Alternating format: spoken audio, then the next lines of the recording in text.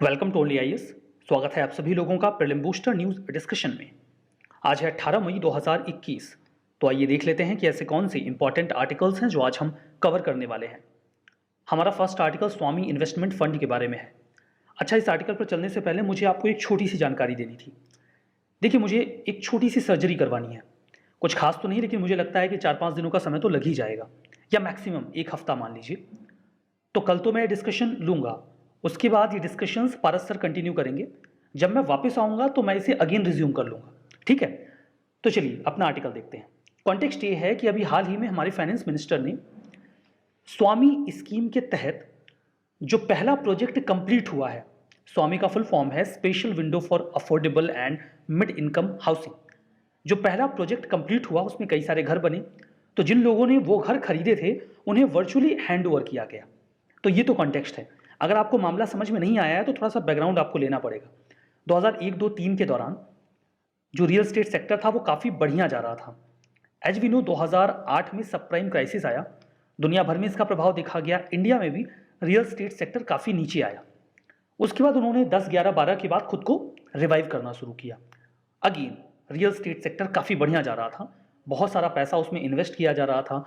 जो लोग उसमें पैसा लगा रहे थे वो भी ऑप्टिमिस्टिक थे, जो रियल एस्टेट में घर वगैरह खरीद रहे थे वो भी ऑप्टिमिस्टिक थे। लेकिन अचानक से 2016 में डीमोनेटाइजेशन हुआ। एज वी नो, डीमोनेटाइजेशन के बाद अगेन रियल जो स्टेट सेक्टर था वो डाउन आ गया। कई सारे लोगों ने अपना पैसा रियल एस्टेट में लगा रखा था, वो काफ़ी स्ट्रेस में चले गए। अब उन प्रोजेक्ट्स को कंप्लीट करने में काफ़ी दिक्कत आने लगी। कुछ लोगों ने पहले से पैसे दे के बुकिंग वगैरह करवाई हुई थी फ्लैट्स वगैरह की, उनको भी दिक्कत होने लगी। सरकार को लगा कि इससे तो काफ़ी दिक्कत हो जाएगी, तो उन्होंने सोचा कि चलो थोड़ी मदद करते हैं। तो उन्होंने थोड़ी मदद करने के लिए एक फंड क्रिएट किया।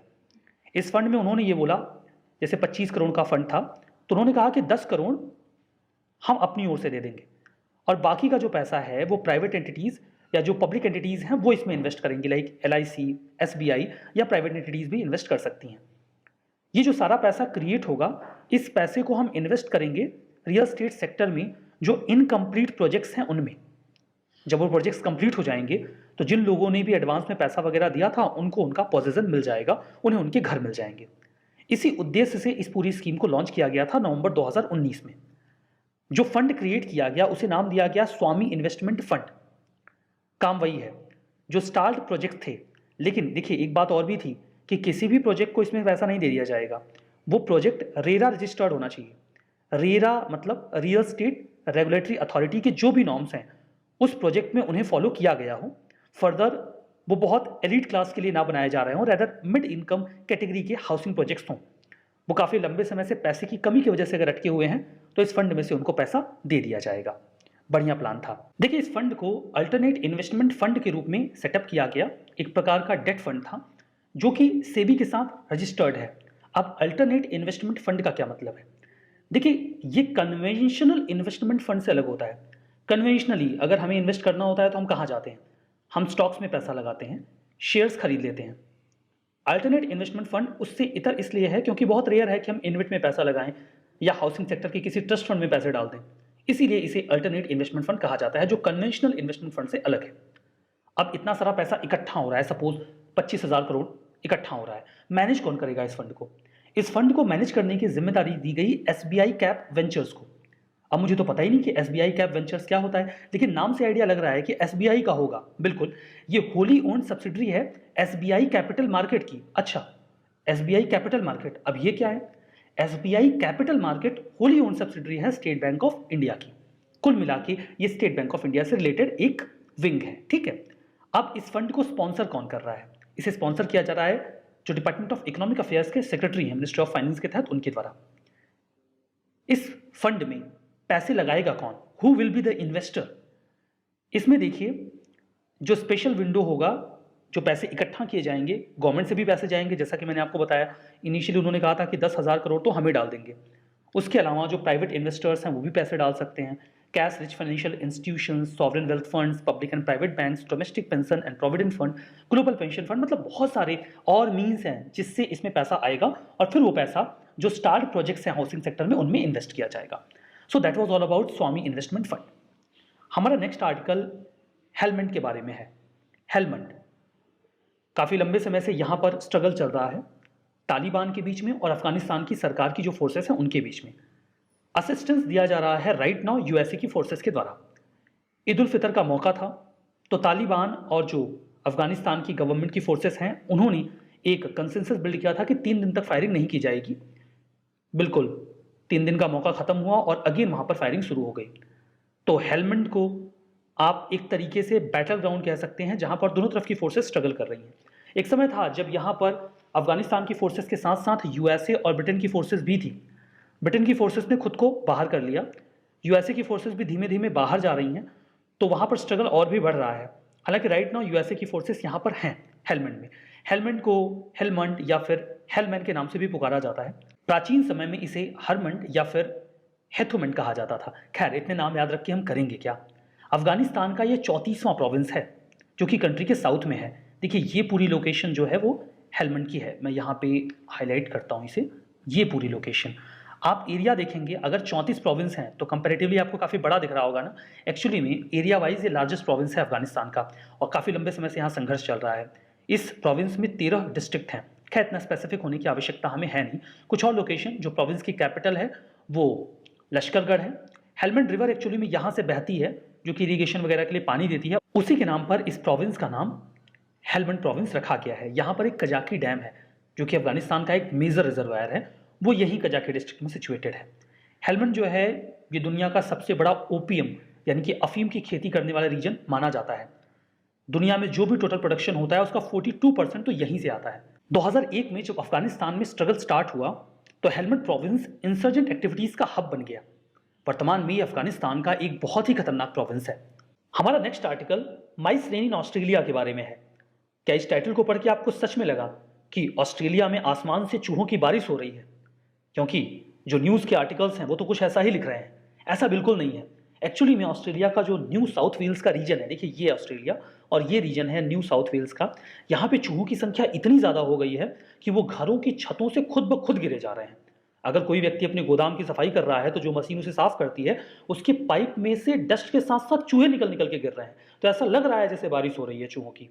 ऐसा इसलिए हुआ है बिकॉज वहाँ इस साल फसल बहुत अच्छी हुई है, लेकिन अगर इतने सारे चूहे हैं तो वो हर चीज़ कुतर डालेंगे, फर्दर वो बीमारियां भी फैलाएंगे। इसीलिए अब उनको मारने के लिए एक पॉइजन को ऑथराइज कर दिया गया है जिसका नाम ब्रोमाडियोलॉन है। वैसे इसे वहां पर बैन किया गया था बट अभी इसे अलाउ कर दिया गया है कि इसका इस्तेमाल करो और इन चूहों को मारो। हालांकि देखिए ये कॉन्टेक्स्ट तो हमारे काम बहुत ज़्यादा नहीं आएगा, लेकिन प्लेग के बारे में जो जानकारी है वो डेफिनेटली हमारे लिए काम की है। प्लेग एक इन्फेक्शियस डिसीज़ है जो कि यर्सीनिया पेस्टिस बैक्टीरिया से फैलती है। ये सबसे पहले स्मॉल मैमल्स को इन्फेक्ट करता है, उसके बाद जो छोटे छोटे कीट होते हैं, कीड़े होते हैं, उनके जरिए ट्रांसमिट होके इंसानों तक भी पहुंच जाता है। इस तरीके से आप इस बीमारी को जोनेटिक डिसीज कह सकते हैं और इन बैक्टीरियाज को जोनेटिक बैक्टीरिया कह सकते हैं जो एनिमल्स से ह्यूमंस तक आ जाते हैं। प्लेग डेफिनेटली एक खतरनाक बीमारी है। देखिए चूहे इसको कॉज करते हैं। इसका एक रीज़न ये भी है क्योंकि उनकी ब्रीडिंग साइकिल बहुत छोटी होती है। महज 21 दिन के आसपास वो नए बच्चे दे देते हैं। इन चूहों के साथ एक दिक्कत और होती है, ये खानों को लेकर कुछ खास चूजी नहीं होते। मतलब इनके सामने जो आएगा कुतर डालेंगे। अरे ये तो जान पे खेलकर बिजली के तार कुतर देते हैं। इम्पैक्ट की बात करें तो फूड ग्रेन्स बर्बाद कर देंगे, domestic household, commercial business, farm सभी को नुकसान पहुंचाते हैं। फर्दर ये लेप्टोस्पिरियोसिस और टाइफस फीवर जैसी बीमारियां भी फैलाते हैं जो कि खतरनाक हैं। फ्लीज या फिर टिक्स जो छोटे छोटे कीट होते हैं ये पेट्स और ह्यूमंस को भी नुकसान पहुंचाते हैं। हमारा नेक्स्ट आर्टिकल सिक्किम के स्टेटहुड डे के बारे में है, वो दिन जब सिक्किम पूर्ण रूप से राज्य बना। हाल ही में हमारे ऑनरेबल प्राइम मिनिस्टर ने सिक्किम के लोगों को बधाई दी। थोड़ा बैकग्राउंड लीजिए। 17वीं शताब्दी में सिक्किम को नामग्याल डायनेस्टी के द्वारा फाउंड किया गया था। ये वही डायनेस्टी है जिसने सिक्किम को 1975 तक रूल किया। 18वीं शताब्दी में भारत में अंग्रेज आ गए। धीमे धीमे उन्होंने भारत के सभी हिस्सों पर कब्जा करना शुरू किया और सिक्किम भी उनकी चपेट में आया। हालांकि सिक्किम को उन्होंने प्रोटेक्टोरेट स्टेट के रूप में अपने अंडर में रखा और एक प्रिंसली स्टेट बना दिया 1890 में। 1947 में देश आज़ाद हुआ, इंटीग्रेशन का प्रोसेस शुरू हुआ। बहुत सारे हिस्से भारत के वापस से भारत में इंटीग्रेट किए गए, लेकिन सिक्किम की स्थिति को वैसे ही बरकरार रखा गया। पहले वो ब्रिटिशर्स का प्रोटेक्टोरेट था, बाद में उसे इंडिया का प्रोटेक्टोरेट बना दिया गया। 1950 में इसलिए एक इंडो सिक्किमीज ट्रीटी को भी साइन किया गया। इस ट्रीटी के तहत जो सिक्किम का एक्सटर्नल रिलेशन, डिफेंस और स्ट्रेटेजिक कम्युनिकेशन है वो इंडिया के पास होगा। बाकी वो अपने इंटरनल मैटर में अपने काम अच्छी तरीके से कर सकते हैं। हालांकि जो वहाँ के राजा थे वो एक्सटर्नल रिलेशंस में जो ये प्रावधान है इनको अक्सर ब्रीच किया करते थे और प्रोजेक्ट करते थे खुद को एक इंडिपेंडेंट कंट्री के रूप में। इससे काफ़ी दिक्कत होती थी। 1975 के दौरान वहाँ पर सिविल अनरेस्ट स्टार्ट हुआ और फाइनली 16 मई 1975 को सिक्किम भारत का 22वां राज्य बन गया। सिक्किम की जो लोकेशन है वो ईस्टर्न हिमालयाज में है, नॉर्थ ईस्ट इंडिया का हिस्सा आप इसे कह सकते हैं। कैपिटल गंगटोक है। बॉर्डर्स की बात करें तो नॉर्थ और नॉर्थ ईस्ट में आपको तिब्बत मिलेगा जो कि चाइना का हिस्सा है। साउथ ईस्ट में भूटान मिलेगा, साउथ में इंडिया का जो एक डिफरेंट स्टेट है वेस्ट बंगाल वो मिलेगा और वेस्ट में आपको नेपाल मिलेगा। यहीं पर आपको माउंट कंचनजंगा भी सिचुएटेड मिलेगा। कंचनजंगा नेशनल पार्क इंडिया का हाई एलिवेशन कंजर्वेशन एरिया है जो यहीं पे है। 2016 में यूनेस्को ने इसे वर्ल्ड हेरिटेज साइट डिक्लेयर किया था मिक्स्ड कैटेगरी में, मतलब यहाँ पर आपको नेचुरल और कल्चरल दोनों ही सिग्निफिकेंस की चीज़ें मिलेंगी। यहाँ पर तीस्ता रिवर और उसके ट्रिब्यूटरीज बहती हैं जैसे कि रंजीत, लौनक या फिर हौनक जो भी आप कहना चाहें, तालुंग और लाचो। ठीक है, हमारा नेक्स्ट आर्टिकल सबडोलोसेप्स नीलगिरियंसिस के बारे में है। देखिए, सबडोलोसेप्स नीलगिरियंसिस एक एशियन ग्रेसाइल स्किंक है। ग्रेसाइल का मतलब होता है पतला और स्किंक का मतलब होता है छिपकली की एक प्रजाति। अभी हाल ही में इसे वेस्टर्न घाट में खोजा गया है। चूंकि प्रजातियों पर यूपीएससी पहले भी प्रश्न पूछ चुकी है इसलिए हमें कॉन्शियस रहना चाहिए। ये एक प्रकार का रेप्टाइल है जिसकी बहुत ही पतली बॉडी होती है। ये महज 7 सेंटीमीटर का होता है, सैंडी ब्राउन कलर का होता है। दिक्कत यह है कि इसके हाथ पांव बड़े छोटे छोटे होते हैं, लिम्स इतने छोटे होते हैं कि कई बार दिखते नहीं हैं। और जब ये दिखते नहीं है तो ऐसा लगता है जैसे कोई सांप का छोटा बच्चा हो। तो लोग इसे कई बार जान से मार देते हैं सांप समझ के। हालांकि ये सांप है नहीं, जहरीला नहीं होता और नुकसान भी नहीं पहुंचाता, तब भी मार दिया जाता है। इससे मिलती जुलती एक स्पीसीज है सबडोलोसेप्स पृथ्वी। ये ईस्टर्न घाट में पाई जाती है इसके ऑपोजिट, जबकि नया वाला वेस्टर्न घाट में मिला है। प्रोटेक्शन स्टेटस वल्नरेबल है। डिस्कवरी की सिग्निफिकेंस ये है ये ड्राई डेसिडुअस एरिया में पाया गया है। मतलब इससे ये हमें पता चल रहा है कि जो ड्राई एरिया है वहां पर भी जो ये लिजार्ड की प्रजाति है वो मिल सकती है। पिछले 1000 सालों में मेनलैंड इंडिया में ये स्किंक की तीसरी प्रजाति है जो खोजी गई है। मतलब ये डिस्कवरी डेफिनेटली इंपॉर्टेंट है। हमारा नेक्स्ट आर्टिकल विंचकॉम्ब मेटेराइट के बारे में है। फरवरी 2021 में यूके के विंचकॉम्ब में एक मेटेराइट गिरा। मेटेराइट नहीं, क्यों नहीं समझेंगे। अभी इसे नेशनल हिस्ट्री म्यूजियम में रख दिया गया है। ये जो मेटेराइट है वो 103 ग्राम का है। ब्लैक रॉक रिजेंबलिंग, मतलब कोल जैसा आपको दिखेगा। काफ़ी रेयर है इस प्रकार के जो मेटेराइट्स हैं बिकॉज इनसे हमें सोलर सिस्टम के ओरिजिन के बारे में थोड़ी बहुत जानकारी मिल जाती है। यहाँ पर आप समझिए कि मेटेराइट्स, मेट्योर्स और मेटेराइट में क्या अंतर होता है। देखिए, जो मेटेराइट्स होते हैं वो रॉकी ऑब्जेक्ट्स होते हैं जो डस्ट जितने छोटे हो सकते हैं, एस्ट्रॉइड्स जितने बड़े हो सकते हैं। ये यूनिवर्स में तैरते रहते हैं। कई बार ये अर्थ के ग्रेविटेशन के प्रभाव में आ जाते हैं और धरती की ओर तेजी से आने लगते हैं। जब ये धरती के एटमॉस्फेयर में एंटर करते हैं तो फ्रैक्शन की वजह से जलने लगते हैं। तो जब ये अर्थ के एटमॉस्फेयर में आ जाते हैं तब इन्हें कहा जाता है मेट्योर्स। और कई बार जब ये खूब सारे आते हैं तो उसे मेट्योर शावर भी कहा जाता है। तो कई बार जब ये एटमॉस्फेयर में एंटर करते हैं तो पूरी तरीके से जल जाते हैं, खत्म हो जाते हैं। लेकिन कई बार पूरी तरीके से खत्म नहीं होते और ग्राउंड को हिट कर जाते हैं। तो जब ये ग्राउंड को हिट करते हैं तब इन्हें मेटेराइट कहा जाता है। इसीलिए विंचकॉम्ब में जो मिला वो मेटेराइट है, क्योंकि वो तो जमीन पे आके गिर गया ना। तो क्लियर हो गया, मेटेराइट्स रॉक या फिर मेटल के ऑब्जेक्ट्स होते हैं जो यूनिवर्स में ट्रेवल करते रहते हैं।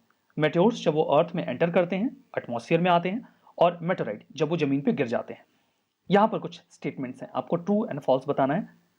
सबडोलोसेप्स नीलगिरियंसिस ये एशियन ग्रेसाइल स्किंक स्पीसीज है जो कि मेघालय से मिली है। हेलमंड पैलेस्टीनियन टेरिटरी है जिसे इजराइल ने अभी हाल ही में ऑक्यूपाई किया। सिक्किम 1967 में ये हमारा 18वां राज्य बना। विंचकॉम्ब चाइनीज एंटी सैटेलाइट सिस्टम है। बताइए कौन सा स्टेटमेंट सही है, कौन सा गलत है। तो आज का हमारा सेशन यहीं पर समाप्त हुआ। बहुत बहुत धन्यवाद।